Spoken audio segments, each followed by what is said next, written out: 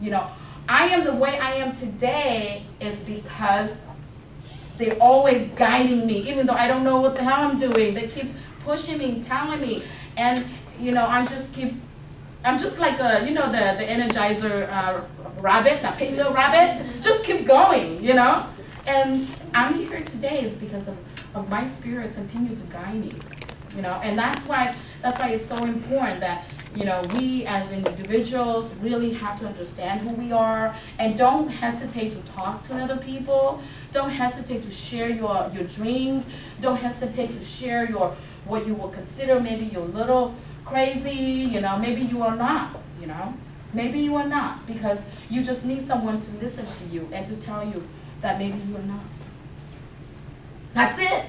I think I've just got myself here over. But anyway, anybody have anything else? Otherwise, you know. I have a question, but I want to let other people go too. Yeah. So how does it work if, like, say, a shaman man marries a different, like, say, Christian? Mm-hmm. Do the ancestors still protect her if she marries into that? Okay. So we have those a lot in this country. So it's either you marry into a Christian's family, or you are a Christian's family married to a more traditional family, okay? So let's just say if you are so your question is if you are not, you are a tradition and you marry into a Christian's, right? Okay. So when you marry to a Christian's, pretty much Jesus better protect you. Well, the thing is that you guys are very young. So what his parents' decision is their decision, okay? And it's you and your husband's decisions. If you decided that you are going to be a Christian, then yeah, it's best to go ahead and go to church, you know, and practice that so that you have somebody who protect you, okay? But if you decided that, oh, my parents go to church, but I don't want to go to church, I want to practice the traditional way, you definitely can, okay? So either way, they will protect you, but you have to choose, so you don't be someone who just hang around and no one there to protect you. If you're baptized Christian, does that mean that your ancestors will protect you and it's Jesus? Okay, so if you baptize this, then yeah, it will be Jesus who's going to be protecting you. Why? Because you guys no longer practice the traditional way. And you know how they won't call it Saga, right? So, but that is like that's where our ancestors reside. And so you no longer have that in the house to protect you. So now you rely on someone up there to protect you. So when you have issue, you pray into that. But that does not necessarily mean you cannot pray to your grandparents. You can still do. You don't have that, but you can pray to them. And they can, you know, it's just that there's a block, okay? I have to tell you guys that if you believe it in Christianity, and then I'm a traditional believer, like myself, I'm a shaman. I'm just saying that there is a fine line, okay? There is so true, there is a fine line. If I'm a shaman, and let's just say, for example, when I go to funeral, and then the dead speak to me, if they're traditional, they can come and speak to me with no issue. But if they're Christian, there is a line here that those people, they can walk back and forth, they can't speak to me unless I speak to them first. So as soon as I speak to them, it's almost like that gate open for them, give them the opportunities to speak to me. Mm-hmm. So that's why I'm saying that once you're a Christianity or you believe in Jesus, your grandparent might love you, wanted to protect you, but they might not able to come through that line to do it. Oh. You see? So all your ancestors are blocked from protecting you because of Jesus. Yeah, because you see every time because, yeah, it's so true. Because every time, right, when you have this new believer, this person supposed to protect you. If he doesn't protect you, why you believe him, right? So can you not, even though you're baptized? So if you said, oh, okay, well, I don't want to go and believe in this Christianity or Jesus anymore, and I want to continue to practice the traditional, you can definitely do that. Oh, okay. You know, but from that, you're going to have, you know, continue to call upon them, and then they will continue to come. The more you call upon them, this barrier will slowly diminishing, and then you finally can communicate to your ancestor. Otherwise, it will definitely stay there. Yeah, I just wanted to add, so like, for my family, we came in, my parents and my siblings came in 1981, and during that time, all of my uncles had already converted into Christianity. So, you know, like, what do? You follow your family, right? Because you're here in the States, you don't know anybody else, so you want to stay with your clan and your family. So my dad did actually convert, but his spirit still called him. And so and my sisters actually, they're baptized. So it's kind of funny, there's like a joke in our family. So they're like, oh, you know, Jesus protecting you. Like, that's kind of a joke. But the thing is, my parents did convert back. And so it's in a way, it's you placing your faith into your ancestors and calling for them to come back and protect you, practicing and maintaining those practices. Yeah, so eventually if you continue to do that, that fine line will slowly diminishing, and then you can finally communicate with your ancestor. But before that, you know, they might see you, but they can't communicate to you. Have any of you experienced the situation where a person that you're trying to lead or help is in that in-between place?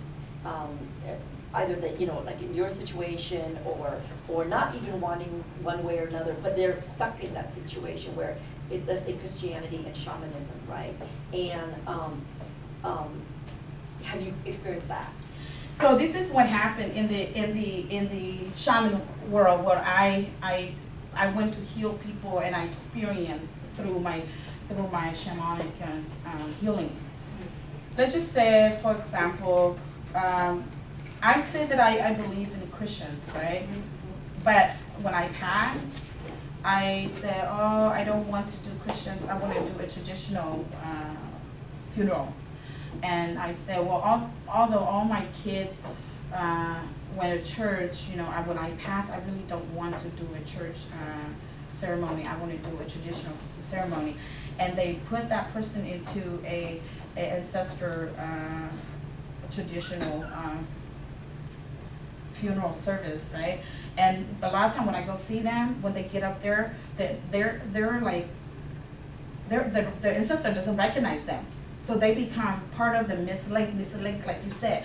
Now they don't do the Christian's way, where they say they believe they always be there, you know, because even if they believe and then they pass and they continue to do the Christian's funeral service, at least they have somewhere to go to, right? But now if you never call, again, you never call on your ancestor to help you, you never feed them, you never do anything to them, but when you die, you want to go after them. When you go there, they don't know you, okay? So now you fall into, and even if they know you, they mad at you, so you become the person's in the middle. And so then you just be like that. Yeah, hungry and live in bad conditions. So that's why, so whatever you want to do, you gotta put your whole heart into that, you know.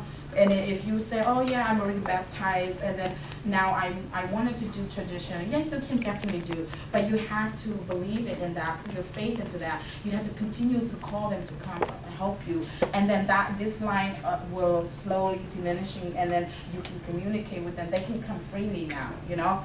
That's why when I said when I go to funeral where there's traditional funerals, and I go to funeral where there's Christianity's funerals, and those who, I know the difference is that those who are traditional, they can talk to me right away. You know, they can talk to me right away before I know I already speaking to them, and I already say, oh shoot, what am I saying already, you know? But those that are not, I can see that they like to, they know I can speak to them. But they just go back and forth, and because that door is not opening, you know. And then sometimes I don't say anything because I don't want to say anything. But sometimes I finally open myself up and I say, hey, you need some help, you know.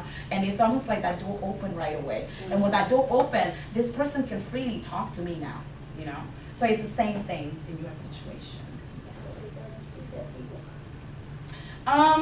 Yeah, but you know what, the thing is that, yeah, when we see it, it's not like horrible thing. You know, I have to tell you, it's not like, the reason why they say we see it, it doesn't scare us, is that we have all these spirits, or all these named spirits that protect us. So when we see them, they're not in a really bad form, you know? We see them as their spirit form, and we don't see them like, you know, horrible form. So that's why we don't get scared. Or sometimes our named spirit protect us to a point where even though they look horrible, we weren't shocked by the way they are. By the time we remember that that's what's happening, the conversation was done and they were gone.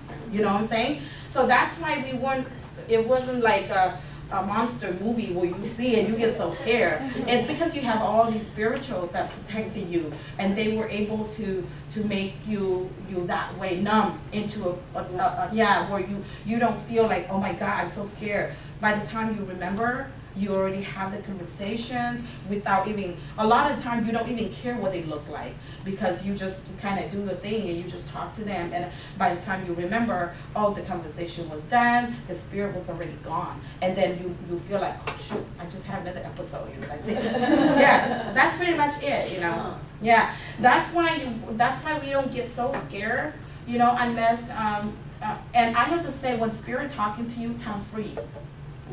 Okay? Time freeze. So because you are not in the time zone, so you got all frozen when I'm talking to the spirit. But because at that instant, time freeze, and it allowed me to just speak to this one individual, give my full attention to this individual. And after that, then time start moving again, I start hearing everything again. Yeah. Yeah. Are they always talking to you, even now? Not always. Not always. Yeah, not always. When I first started, yes. When I first started, the portal opened completely. Okay? Everything had life to me. Everything meant to me. I can't walk outside. I stay in my house because it seems like everywhere I step, I'm going to step on them. Because you finally see them life and breathing on their world, right? So I couldn't do, so I was terrifying for a while. But then as I finally master it, I'm able to block that, okay? So if you're able to block it, then you can see them, but you don't hear them, it doesn't impact you, okay? It's when you can hear them, that's when it impacts you. That's when if you step on them, they tell you, hey, why you step on me? That's when it hits you. But if I don't hear them talking and I'm just walking, I can step on them, but I don't hear them crying, so I don't know, right? But if I know, then I'm gonna try to not step on anything, you know, but yeah, so I did have that time where I was able to kind of not know how to close the portals, and the portals everywhere just open, and then I'm just hearing all kind of creature talking, even they speak in the own language, I was able to understand what they're talking about.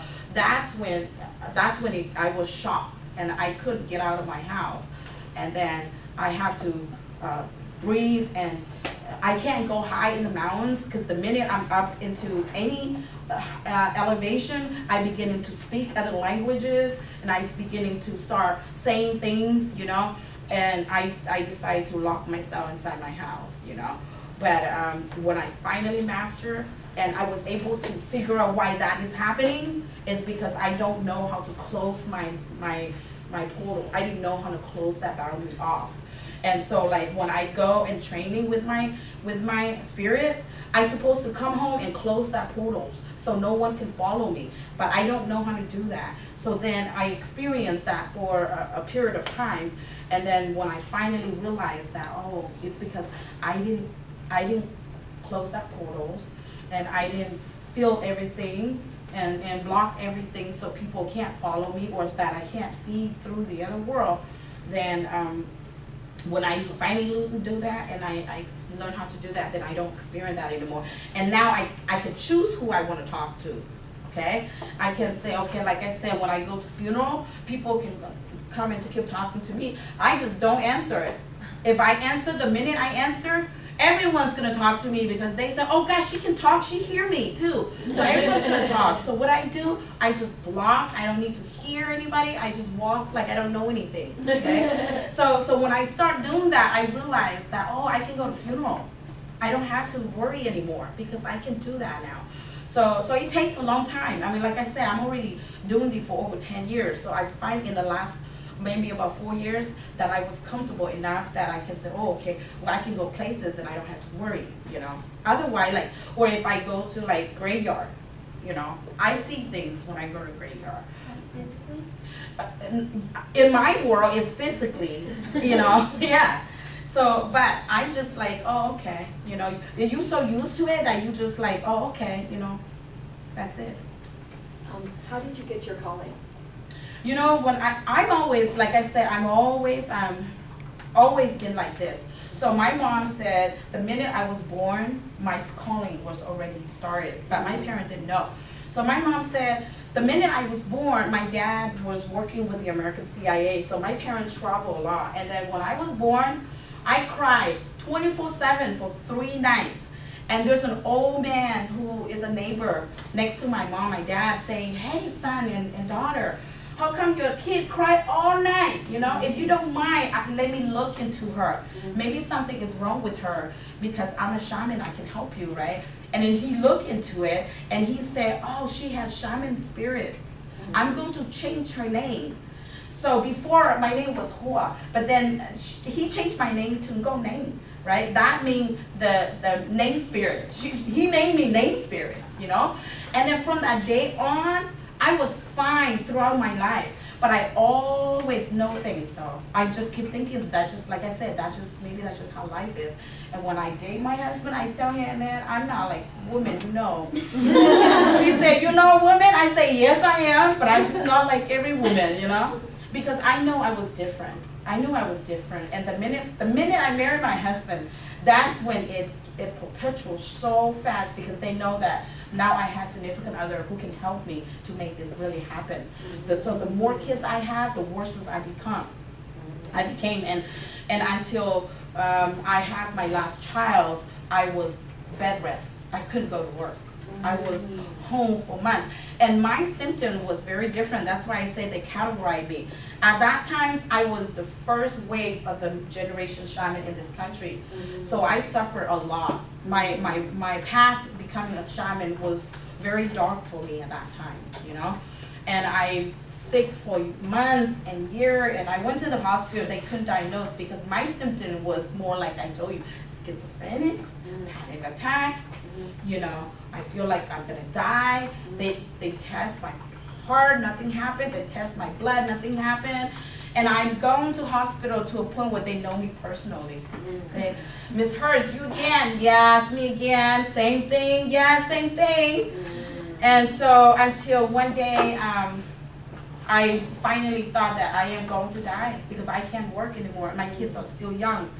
And so we decided to trying to look for shaman because we have tried everything, you know, but because it was so hard to find shaman at the time because a lot of them is either they're really old or they all converted.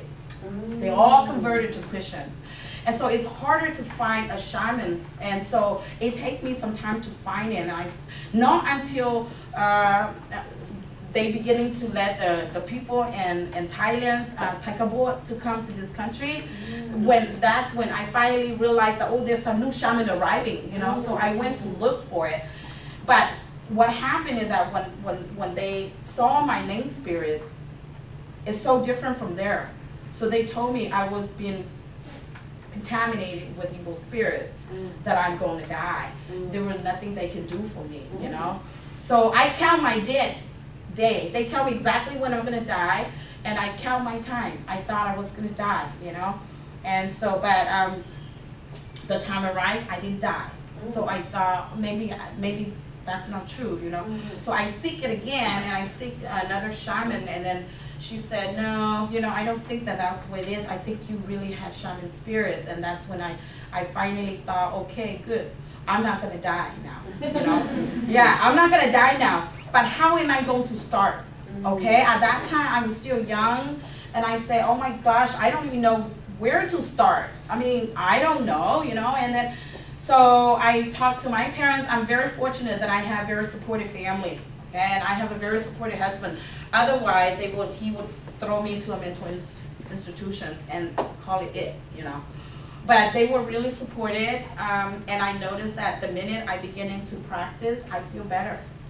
And as time go by, I understand more about the world, I understand more about things, and before I know it, I was able to heal people. Before I know, I was able to mentor other new shamans and become their master, you know? So then that's when I really feeling that, even now today, I still, because I have performed miracles.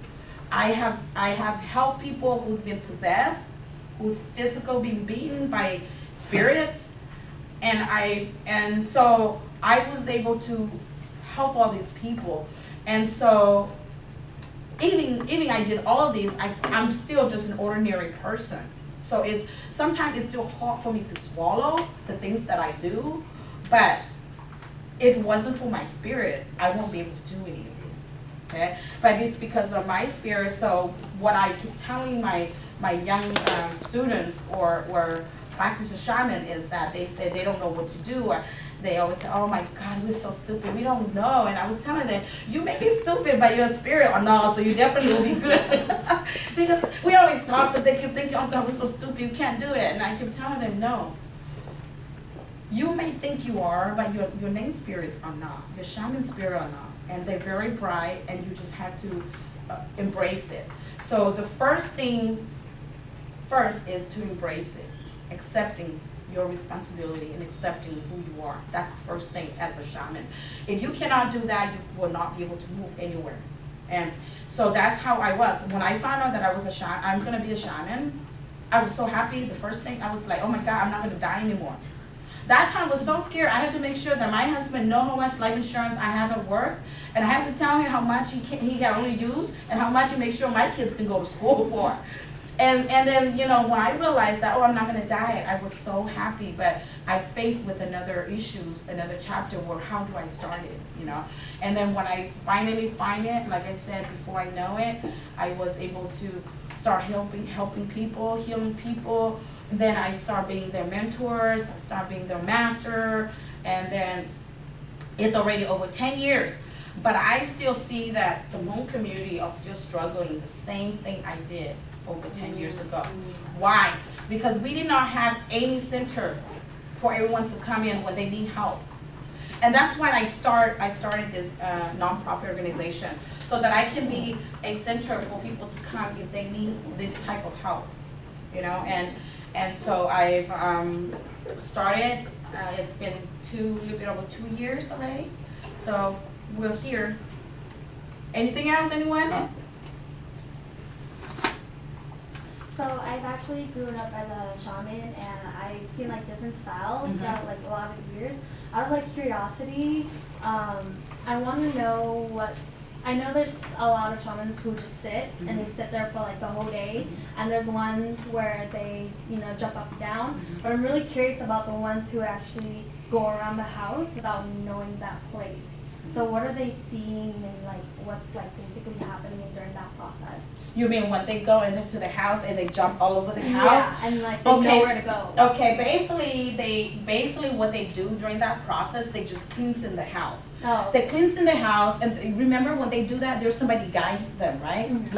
Like their helpers also guide them, making sure that they don't just hit the wall. So he actually guides this person, and the person have to feel it by his hand. So making sure that he doesn't hit the wall. So a lot of the shamans, when they do that, they actually go and physically cleanse each room, you know, and jumping around all around the house. That's what they do, is they cleanse the house, evil spirits and evil energies. Oh. Yeah.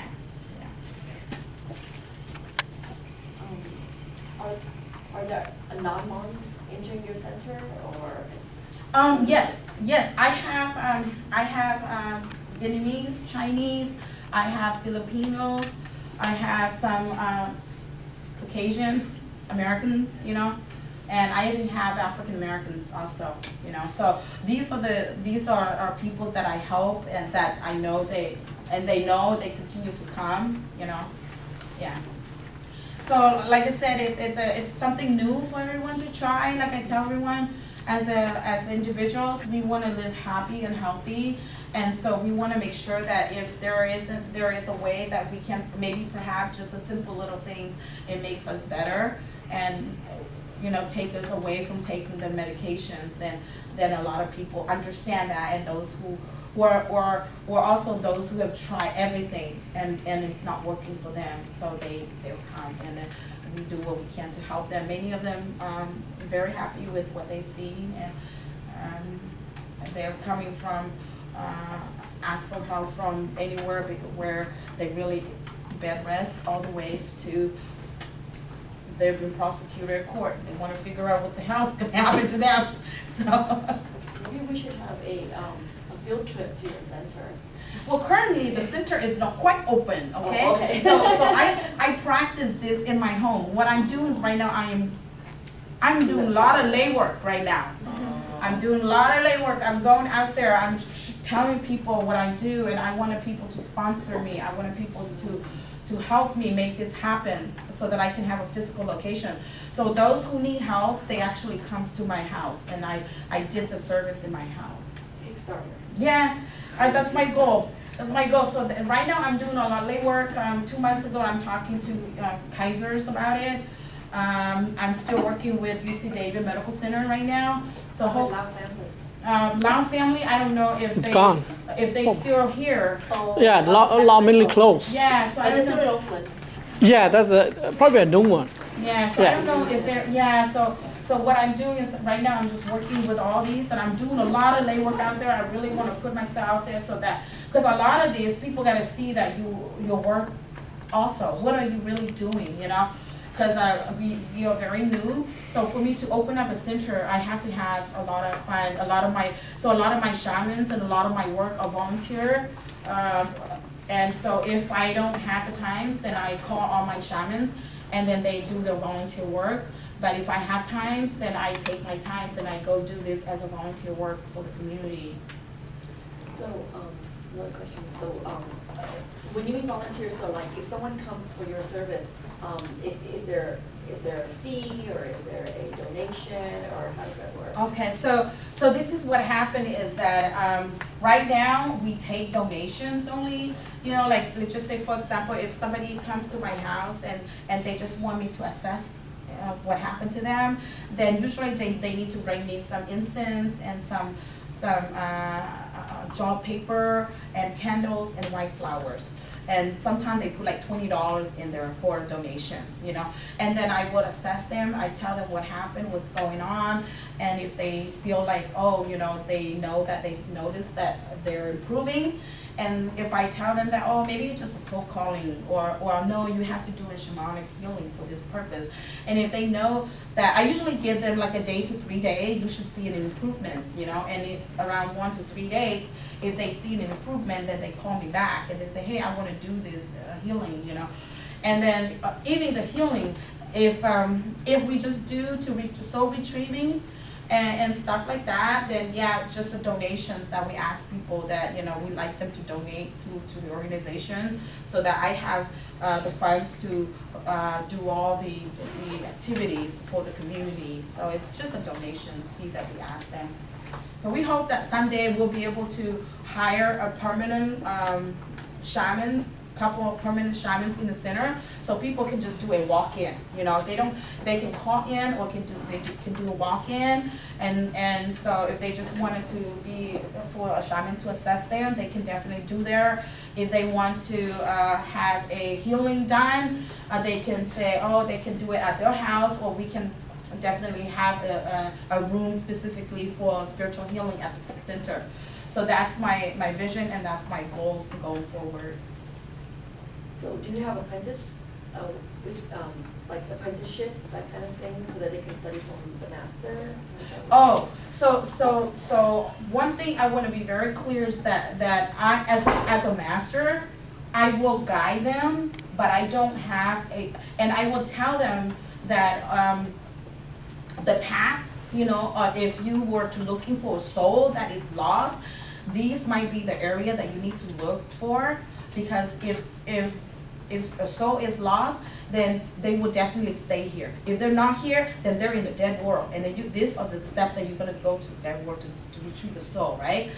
But I don't have a book that step by step that, oh, this is the spirit that you have to call, the name spirit that you have to call. No, because every shaman has their own name spirits, and they might practice a little bit different, you know, meaning even in terms of speaking might be a little bit different. Some might speak other language also, you know, like I don't know, a language that is not Hmong, you know, and some Hmong is all they speak, you know. So it all depends on how their shaman guide them, their shaman spirit guide them. So I can give them the path, and I will be there to guide them, and I filter out their evil name spirit, because even name, we also have all those shaman spirits that come and call us. We also have some that are not clean. So a shaman master needs to go filter out those. We gotta filter all the unclean out and only take the clean one to come and stay in the altar, you know. So yeah, so as a shaman master, that's pretty much what my role is to be there and guide them, be there and support them, encourage them. And also, if they need to know a path, they usually ask, hey, I get to here, but I'm not quite sure how I go from here. Then I tell them that, okay, according to my name, once I get there, this is what I do. You know, they might not do the same I'm doing, but at least I give them the idea and I give them the path so they can do however their name want them to do. Yeah.